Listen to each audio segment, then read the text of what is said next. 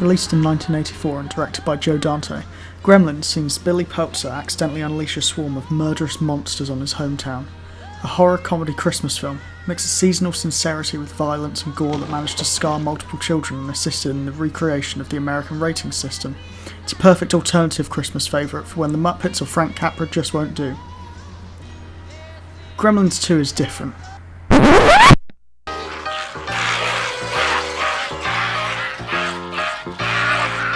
A madcap cavalcade of slapstick antics, Gremlins 2 spits in the face of anyone seeking a conventional sequel to the film they knew and loved, and becomes all the better for it.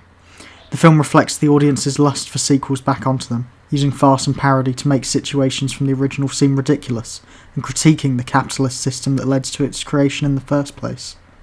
Gremlins 2 is the anti-sequel.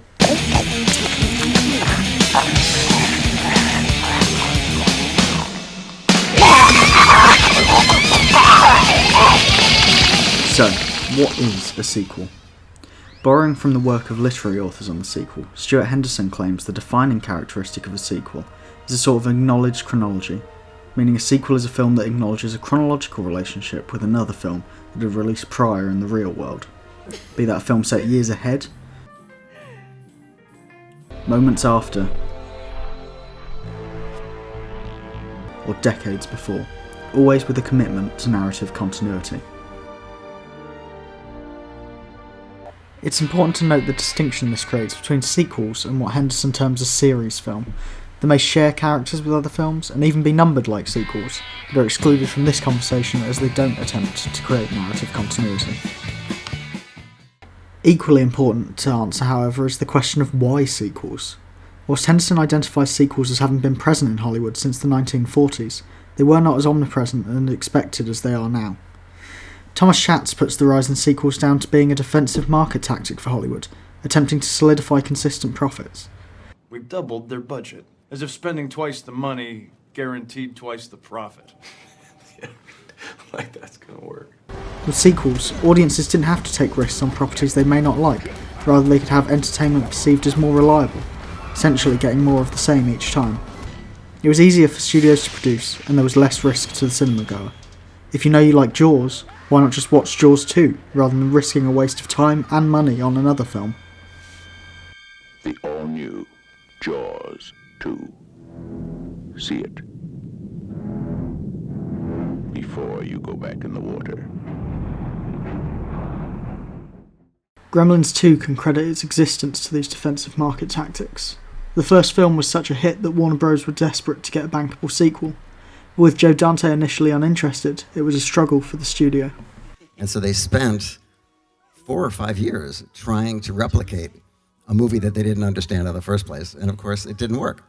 So finally, they came back to me after all that time and said, we really want a sequel to Gremlins. And if you will give it to us on this date, we'll let you do whatever you want. You can do whatever you want. Do you remember what was your first thought or idea, like dealing with that concept? Well, you know, there really wasn't a reason to have a sequel to Gremlins, which is pretty much self-contained. And so I thought, well, what if we made a movie about why there shouldn't be a sequel to Gremlins? And also maybe just a comment on sequels in general. So how does Dante comment on sequels? Firstly, he critiques the pointlessness of sequels by both providing more of the same, as well as heightening it to the point of absurdity, until the audience questions what it is they actually want. In this way, Dante exploits what Henderson calls the McClane principle. Oh man, I can't fucking believe this. Another basement, another elevator. How could the same shit happen to the same guy twice? To Henderson, this line serves no narrative purpose. At first glance, it's simply a random comedic line, providing a knowing wink to the audience, but its importance comes in referring the viewer back to the original film, solidifying our understanding of McClane as a consistent character across films. It's important to the sequel that the characters maintain their history. But as mentioned, in Gremlins 2 this is exploited to absurd comedic effect. Compare these two scenes of Phoebe Cates in the original and the sequel. That's when I noticed the smell. Washington didn't give up. Lincoln didn't give up. Please. What's wrong?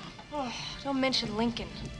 Something terrible happened to me. Your mom expecting them to pull out a dead cat or a bird. And instead, they pulled out my father. I remember I had the day off from school, and Mom had let me go to the park. She made me a peanut He butter was jelly dressed sandwich. in a Santa Claus suit. Sandwich, please. And this man with this Honey, beard and a hat looked just like Abe Lincoln. Honey, I really don't think Except we've for got the time for raincoat. this now, you know? He's gonna surprise us.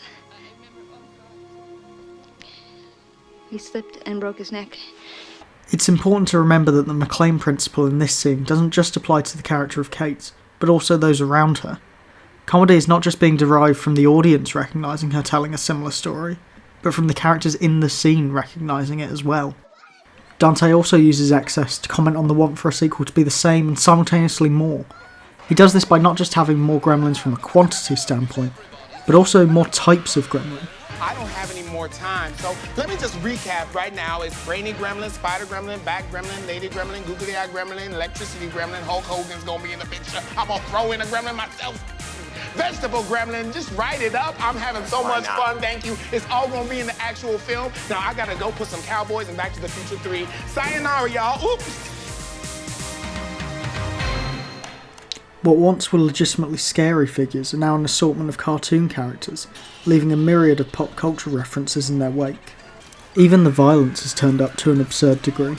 Gremlins are now shredded into green putty, or melt like the Wicked Witch of the West. The violence became slapstick and laughable. The film opens with a Looney Tunes skit, perhaps the clearest indicator that Dante knows the absurdity he's created. Gremlins 2 shows how sometimes you don't need more. The original was a classic for a reason. It had just the right amount of what it needed. But under a hyper-capitalist like Daniel Clamp, more is always what's required. Which brings us to how Dante uses Gremlins 2 to critique the business of sequels. In this film, Clamp and his company are stand-ins for the studio and the capitalistic tendency towards greed. It's funny, I look at him, you know what I see? What's that, sir? Dolls with suction cups staring out car windows. A big float in the Macy's Day Parade. Has anybody ever talked to you about merchandising? They suck all creativity out of people, pouring millions into dull art and bug-ridden systems. Ultimately, even Billy's hometown is a commodity to be bought, sold and recreated. Despite being set in New York, Gremlins 2 is almost entirely confined to the Clamp Centre, suffocated by a building seemingly designed to keep people from leaving, being office and mall and even healthcare all in one. Maybe it wasn't a place for people, anyway. It was a place for things. You make a place for things, things come. As the Gremlins destroy the Clamp Centre, so too does Gremlins 2 seek to destroy the sequel. The film even messes with the medium itself, playing pranks by appearing as if the reel is burning up, and taking the diegesis outside to a cinema playing the film. This meta moment was even deemed so important as to be replaced with a more suitable segment for the TV edit of the film. Just tell us what you saw.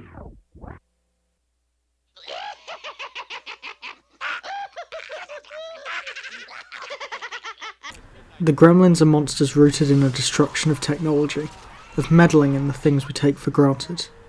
With Gremlins 2, Dante manages to showcase that maybe, just maybe, that meddling can be for the better.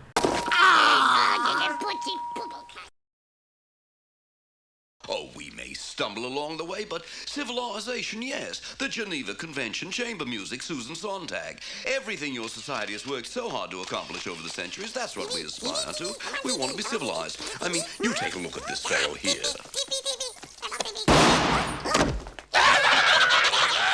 Now, was that civilized? No, clearly not. Fun, but in no sense civilized.